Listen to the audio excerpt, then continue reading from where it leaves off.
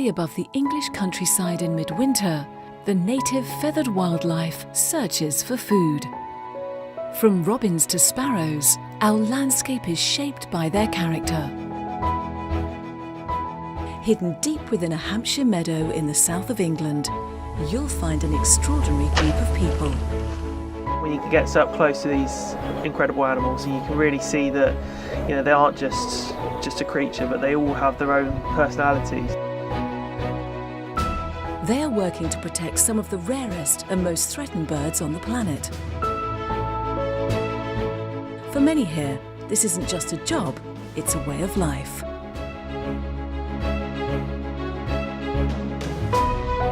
You need to have a drive to be able to come every morning to do your job, even when it's cold. I have to be in the open. With unique access, this is an intimate portrayal of their relationship with these magnificent creatures. I'm more aware of everything what's going on out in the wild. It's the best feeling knowing to come every day that you're going to help out the birds.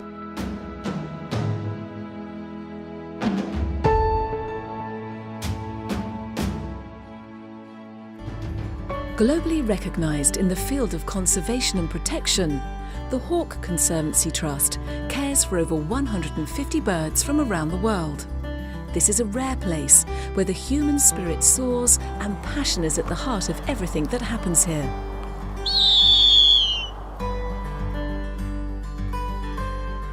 For the founder, Ashley Smith, it's a job he was born to do. Without a doubt, my passion for wildlife came from my mother and father. My father would put his hand underneath your arm and say, look, and and show you something that most people don't see, and that's one of the problems we have today, is that so many people are detached from wildlife. And that's what, to me, is so important about the Hawk Conservancy. When we have young people come to the Trust, we might be that spark. That child gets close to a vulture flies low over their heads, and then that gives them the passion. And hopefully then they'll have that for the rest of their life.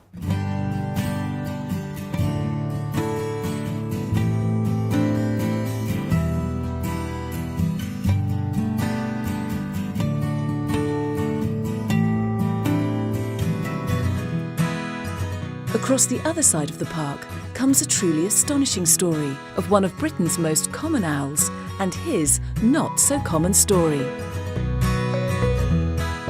Meet Troy, a tawny owl who swoops straight into your heart.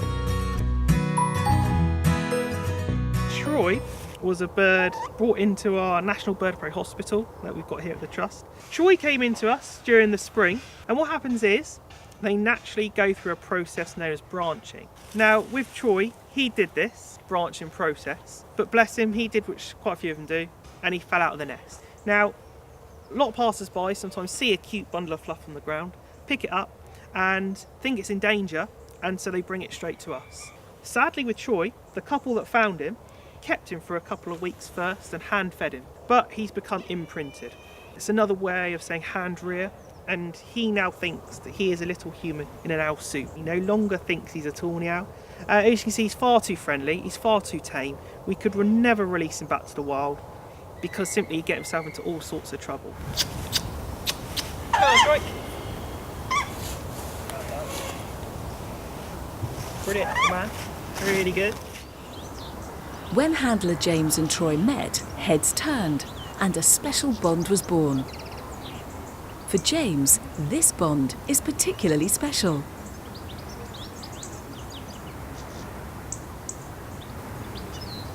Troy has a spring in his step today. It's cold outside, but he always looks forward to being out and about with James. He looks to us as a parent figure. So when he's calling, he's saying, feed me, don't forget about me, I'm still here. Just like he would do as a chick in the nest to mum and dad. It's that kind of almost like a begging behaviour. And so kind of that connection shows that that's how he treats us, as that food provider, that parental figure. For him to look to us for safety, that security, that constant feeding. The way I look at Troy is if you would do any of your own pets or animals. If you've got a dog or a cat, you say it, they're a member of the family. And that's kind of a bit like what these guys are. They're kind of like my working family in a way, not just in regards to the guys and girls that I work with, but all the animals as well, because they have got such personalities and such characters that it is almost like an extended family, I guess you could say. Definitely has a special place, I can say that for sure. Conservation is key to protecting birds worldwide. The Trust work in Africa and Asia, supporting projects aimed at vulture protection. Vultures are now the most endangered bird in the world.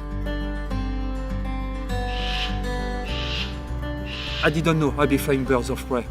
I work with birds of prey and they give me great fun to work with. The love is from you to the bird, from the bird to you. I don't think it is, but there is a lot of trust.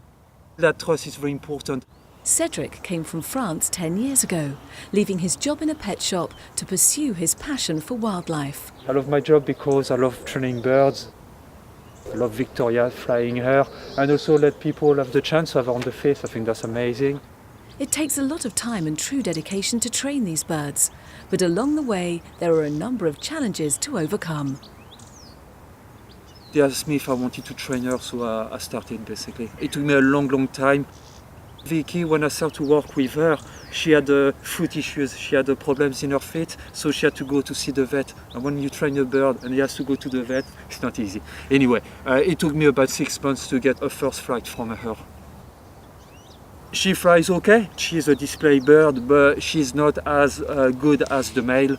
She's not as easy to handle as the male fishy gull, so we try to find her a job. She's perfect for that kind of course we do in the winter. And for the guests, it's amazing. Having a bird like her is just great, yeah. It's important for the survival of the Trust to recruit volunteers who have a drive to help protect these birds. For more than 50 years, their focus has been on conservation, rehabilitation and research. Working here is a dream come true for Ria, as her passion for wildlife started from a very young age. I just love working with the birds here because you get to know them so well and get to know their individual characters as well. It's an amazing job to have, and there's so many different parts to it, but yeah, one part that I really enjoy is training the birds and sort of telling people about them.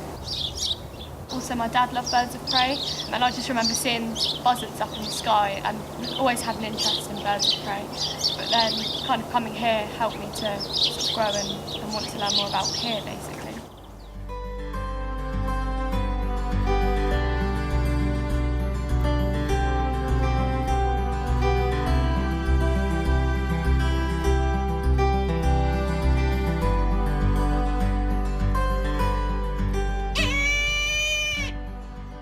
Another park resident is Dolores, a shy bird who's definitely not ready for her close-up.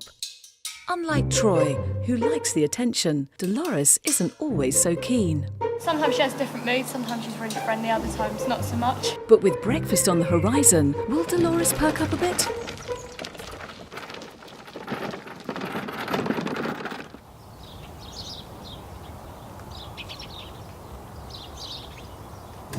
Well, it's an improvement. She's got quite a nice story behind her because she's actually got a nutrition deficiency and she's got an avian form of rickets, so her feet are curled round. When Ashley, who actually went to go and get her, was actually there to get another vulture but fell in love with Dolores, and actually she was in a really bad way. I went to look at a pair of vultures that had come into the country. I'd never seen a cinereous vulture in the flesh before, and I really desperately wanted to see one. And when I went to look at them, one of the vultures wasn't very well, which was Dolores. You could see that she really needed specialist help. She was going downhill fast, and so I persuaded the chap that had the vultures to let me have her, and if I could get her right, then I could keep her here at the Hawk Conservancy. So I went straight to our veterinary surgeon, who was very young. He'd only just become our vet, who knocked on his door in a townhouse in Andover. This vulture in my arms saying she needs help and she needs help now. And he was in the middle of a dinner party, big, really smart dinner party, all the best cutlery out and everything. He said, I don't, she's too big. He said so I said, well, I need to bring her in. We need to sort her out. So they stopped the dinner party and cleared all the supper away and all the cutlery and everything and laid her out on the table. And he spent about an hour with her and put her on a drip and gave her injections and got her right. One of the people at the dinner party said it was the most exciting supper party they'd ever been to. You know, how many people can say they've sat down with a vulture and watched it being treated? So I'll always be very grateful to John Chitty, who's still our vet today. And every time I look at Dolores, I think of that day of bringing her home.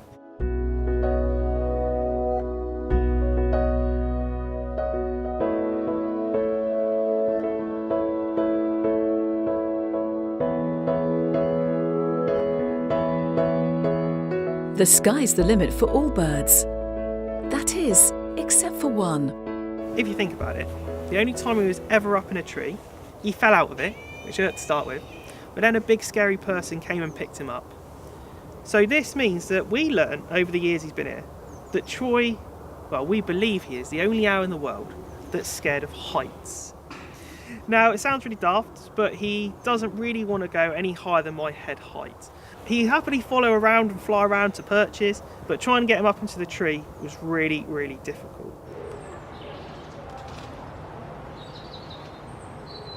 But as our team discover, Troy loves to show off to the camera.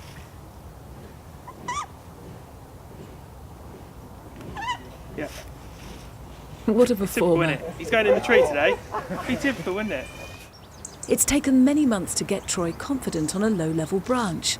But James is a patient teacher and will go to any lengths to get Troy airborne. To try to get Troy over the fear, I mean, initially we just did the old technique of you basically raise your arm up high in the air and your owl automatically wants to go to the highest place. It's the safest place to be high. But Troy had none of it. Didn't want to do it and just flatly refused to go up in the tree.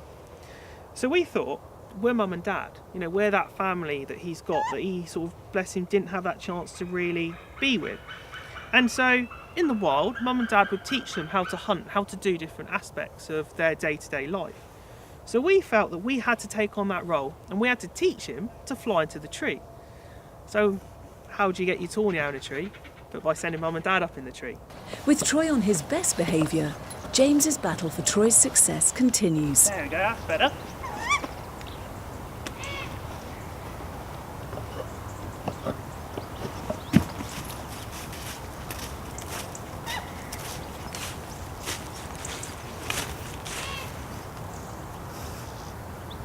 It's not so bad up there, is it, matey?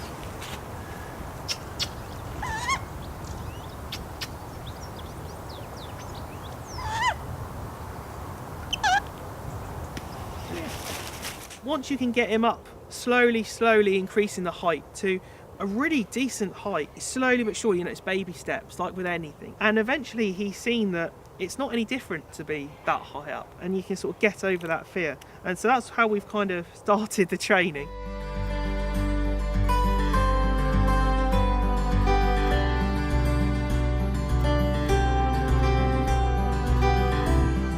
Conservation and breeding is vital to the survival of the African fish eagles. One of Cedric's roles is to encourage the birds in his care to find a mate. Othello was searching for a partner. Cedric was hoping Victoria would be a perfect match for him. However, things didn't quite go as planned. Victoria arrived because we've got a male African fish eagle called Othello. We fly him on display, and the plan was to find him a partner for breeding. At the beginning, what we did, we put these two birds close to each other, different aviaries, but at least they can see each other. They were calling to each other, they get on well together. So we put them together in the same aviary, but suddenly we noticed it, Victoria, every time she make a move, Othello was so scared he stayed on the ground. He was very scared, basically, poor bird. He spent all his time on the ground, so he didn't work. So we decided to train her.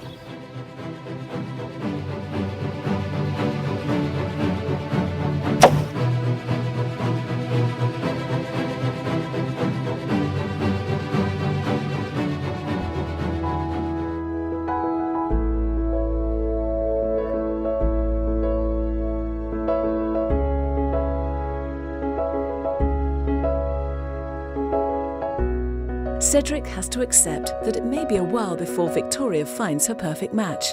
So until then, her future lies in display shows for the public. I can make her fish from the pond, but at the moment it's frozen. So she fished from a water wall, which is quite amazing. The accuracy of these birds is second to none.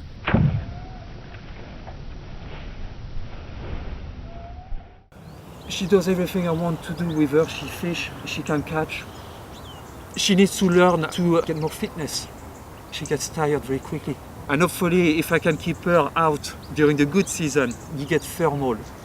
Get that bird going up in the sky. That's what I want. But we'll see.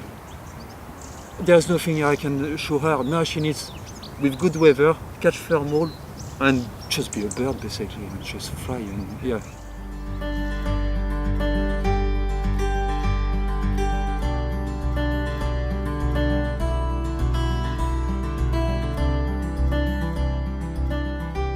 I've always loved wildlife, but I think I've really grown to appreciate it even more. It's the best thing ever to just go out there and fly the birds for everyone. You never know what you're going to get, so every day is almost a different job. I love it. After a day of facing his fears, it's a leisurely bath time for Troy.